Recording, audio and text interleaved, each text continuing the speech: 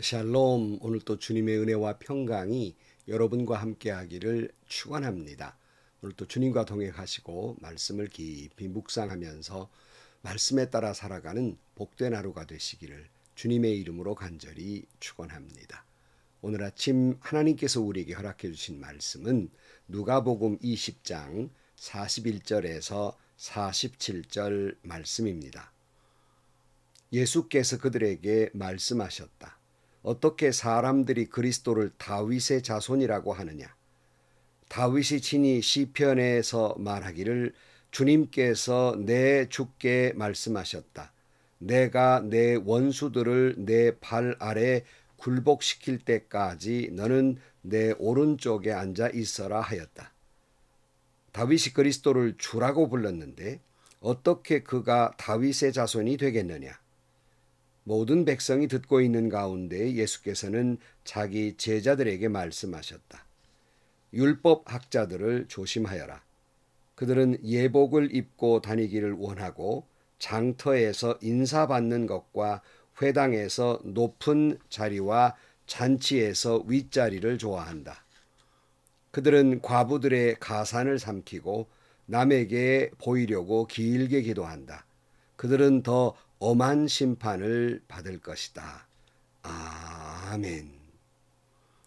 여러 번 말씀드렸습니다마는 신앙의 가장 기본, 우리가 가지고 있는 신앙의 가장 기본은 우리가 예수를 누구라고 고백하느냐에 있습니다. 마태복음 16장 13절 말씀에 예수께서 빌립보의 가이사랴 지방에 이르러서 제자들에게 물으셨다. 사람들이 인자를 누구라고 하느냐? 제자들이 대답하였다. 세례자 요한이라고 하는 사람들도 있고 엘리야라고 하는 사람들도 있고 예레미야나 예언자들 가운데 한 분이라고 하는 사람들도 있습니다. 예수께서 그들에게 물으셨다. 그러면 너희는 나를 누구라고 하느냐? 시몬 베드로가 대답하였다. 선생님은 살아계신 하나님의 아들 그리스도십니다. 사람들은 예수님을 세례요한, 엘리야, 예레미야 또는 예언자 중에 한 분이라고 생각하고 있었습니다.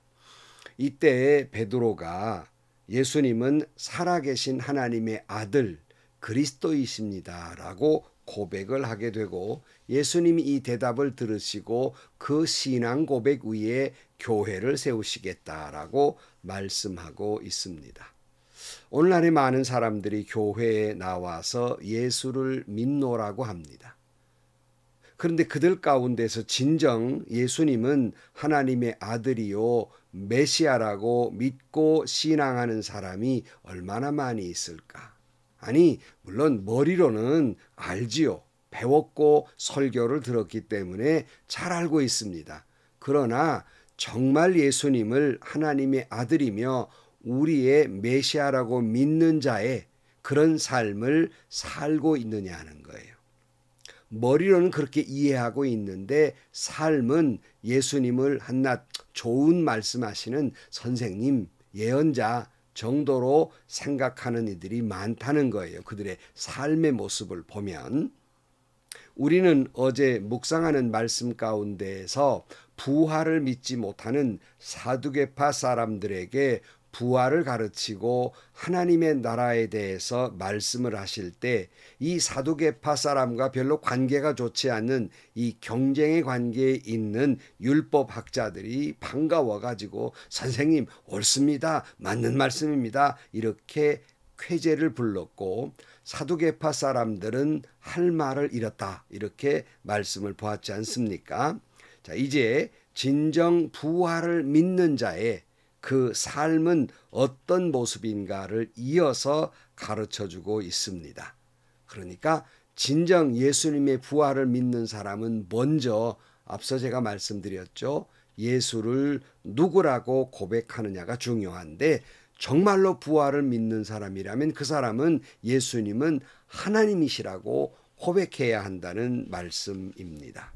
오늘 본문의 말씀, 예수님의 말씀은 예수님 자신이 하나님이시라는 것을 시편 110편 1절의 말씀을 인용하여 말씀하고 있는 겁니다. 오늘 본문 41절 말씀에 예수께서 그들에게 말씀하셨다. 어떻게 사람들이 그리스도를 다윗의 자손이라고 하느냐? 다윗이 친히 시편에 말하기를 주님께서 내 주께 말씀하셨다. 내가 내 원수들을 내 발 아래에 굴복시킬 때까지 너는 내 오른쪽에 앉아 있어라 하였다. 다윗이 그리스도를 주라고 불렀는데 어떻게 그가 다윗의 자손이 되겠느냐? 이렇게 말씀하고 있어요. 주님께서 내 주께 말씀하셨다. 이런 대목이 나오는데요. 이때 앞에 주님은 하나님을 말하고 내 주는 곧 그리스도 메시아를 말씀하고 있습니다. 그러니까 다윗이 예수 그리스도를 메시아를 주라고 말했는데 어떻게 다윗의 자손이 되겠느냐 이렇게 말씀하는 거예요. 왜냐하면 유대인들은 다윗의 자손 예수, 다윗의 뿌리에서 예수님이 탄생할 거다 이렇게 주장하고 있는데, 그러니까 당시에 자신들이 기다리는 메시아는 다윗의 자손이다. 이걸 대단히 강조하고 있습니다. 물론 예수님이 다윗의 후손 가운데 그 뿌리를 두고 예수님이 탄생하신 것은 맞습니다. 그러나 그렇게 탄생을 하셨지만 유대인들은 메시아 그리스도께서 다윗의 자손이기 때문에 그들만의 메시아, 그들만을 구원하는 메시아 그리스도로 믿고 있기 때문에 예수님이 말씀하시고자 하시는 것은 비록 이미 예언된 대로 예수 그리스도께서 다윗의 뿌리에서 나오셨지만 그러나 그분은 이 다윗의 자손이라고 해서 유대인에게 한정된 메시아가 아니라 그 예수는 곧 하나님이시다 하는 말씀을 강조하고 있는 거예요. 강조하시고자 하는 것은 그러기에 예수는 다윗의 자손이요 유대인들만의 메시아가 아니라 예수는 하나님이시며 전 인류의 구원자이시다 하는 것을 말씀하고자 하는 거예요. 그러면 여러분은 어떤 예수님을 믿고 있습니까? 어떤 예수님을 고백하고 있습니까? 유대인들이 그들만의 그리스도, 그들만의 메시아로 믿고 있는 것처럼 오늘 우리도 예수님을 오늘 우리 교회의 메시아, 우리 교인들만의 그리스도, 메시아로 믿고 있는 것은 아닙니까? 그 맞는 말 같지 않아요? 그런데 예수님 뭐라고 말씀하시냐면 유대와 사마리아와 땅끝까지 모든 인류의 하나님이시며 온 우주 만물의 하나님이시라는 말씀입니다. 우리가 유대인들처럼 예수님을 우리 안에 가두어 놓고 나만의 예수님, 하나님도 우리 안에 가두어 놓고 나만의 하나님이지 아무리 교회 안에서도 내 의견과 다르거나 내 믿음의 모습과 다른 사람의 하나님은 아니라고 생각하는 것은 아닙니까? 그렇지 않다고요? 내가 믿는 하나님이나 그 나하고 의견이 다른 사람이 믿는 하나님도 같다고요? 그렇다면 어떻게 그렇게 서로의 감정 싸움을 하고 그렇게 분열을 하고 왕따를 시키고 그럴 수 있습니까? 아마 많은 사람들이 머리로는 모두의 하나님이라고 믿고 있지만 자기의 의견과 다르거나 자기의 신앙의 모습과 다른 사람은 그 사람의 하나님은 아니라고 생각을 하고 있는 것 같아요. 여러분 다시 말씀드립니다.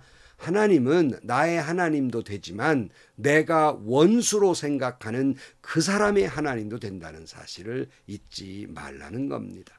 제발 한국교회가 하나님을 내 교회 안에만 가두어 두지 않기를 바랍니다. 제발 한국교회가 내 교단의 하나님이라고만 그렇게 가두어 놓지 않기를 바랍니다. 하나님은 모든 이의 하나님이시며 하나님은 전 인류의 예수를 믿건 안 믿건 전 인류의 하나님이시며 하나님은 우주 만물의 하나님이십니다.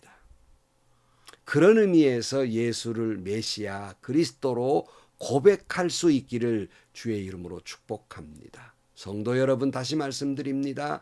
우리가 믿고 있는 하나님은 우리가 믿고 있는 예수님은 나의 예수님이기도 하지만 그러나 나만의 예수님이 아니고 우리 교회 예수님만이 아니고 우리 교단의 하나님만이 아니라 전 인류의 하나님이십니다. 우리가 원수처럼 여기는 이의 하나님도 되십니다. 이걸 잊지 말기를 주의 이름으로 축복합니다. 진정 부활을 믿는 사람이라면 예수님은 하나님이시다 이렇게 고백해야 한다는 말이에요. 그 다음에 나오는 말씀은 정말 부활을 믿는 사람은 예수님은 하나님이라고 고백할 뿐만 아니라 이런 삶을 살아야 한다고 말씀하고 있는 내용이 나옵니다. 45절 말씀에 모든 백성이 듣고 있는 가운데 예수께서는 자기 제자들에게 말씀하셨다. 율법 학자들을 조심하여라. 그들은 예복을 입고 다니기를 원하고 장터에서 인사받는 것과 회당에서 높은 자리와 잔치에서 윗자리를 좋아한다. 그들은 과부들의 가산을 삼키고 남에게 보이려고 길게 기도한다. 그들은 더 엄한 심판을 받을 것이다. 이렇게 말씀해요. 여러 번 말씀드렸습니다만은 여러분 예수님의 말씀을 똑대에서 봐서는 안 돼요. 앞에서부터 쭉 내용이 이어지고 한 통으로 봐야 되는데 조금 올라가서 우리 이미 말씀드렸습니다마는 부활을 믿지 못하는 사두개파 사람들을 꼼짝 못하게 만드신 예수님을 보면서 그 율법학자들이 금방 그저 옳습니다. 옳으시 말씀하셨습니다. 이렇게 야단한단 말이에요. 그런데 그 율법학자들을 향해 주님 말씀하고 계시는 거예요. 너희들 정말 부활을 믿느냐? 정말 부활을 믿는다면 예수를 다윗의 자손이라고 메시아를 그렇게 한정지어서는 안 된다는 거예요. 모든 이의 하나님을 고백해야 되고 정말 내가 부활을 믿는단 말이냐? 너 사두개파 사람들보다 너희들이 더 나은 줄 아느냐? 정말 네가 예수를 그리스도로 고백하고 정말 내가 부활을 믿는다면 너희들처럼 그렇게 교만해서는 안 된다. 너희들처럼 그렇게 외식해서는 안 된다라고 말씀하는 거예요. 그러면서 뭐라고 말씀하고 있어요? 당시 율법학자들 나무라시는 거예요. 율법학자들은 자기들의 권위, 위상을 높이는 그런 긴 옷, 요즘 같으면 가운이지요. 여러분 그렇게 가운 좋아하지 마세요. 가운 입으면 뭐 거룩해집니까? 그러니까 긴 옷 입고 다니는 걸 좋아했어요. 또 시장 같은 데서 인사받기를 좋아하며 거들먹거렸어요. 또 높은 자리에 앉는 것을 당연히 여겼습니다. 그리고 늘 윗자리가 익숙했어요. 아니 윗자리에 앉히자면 뭐가 불평하고 불만을 했어요.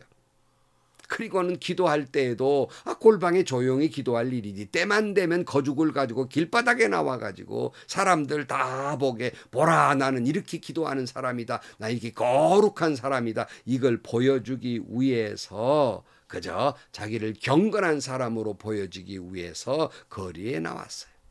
여러분 아주 전형적인 외식하는 신앙인의 모습이에요. 그러면서 오늘 본문에 뭐라고 그래요? 이제 내일 보는 말씀에도 또 나옵니다마는 연약한 과부들의 재산을 사회적 약자들의 재산을 불의한 방법으로 빼앗아요.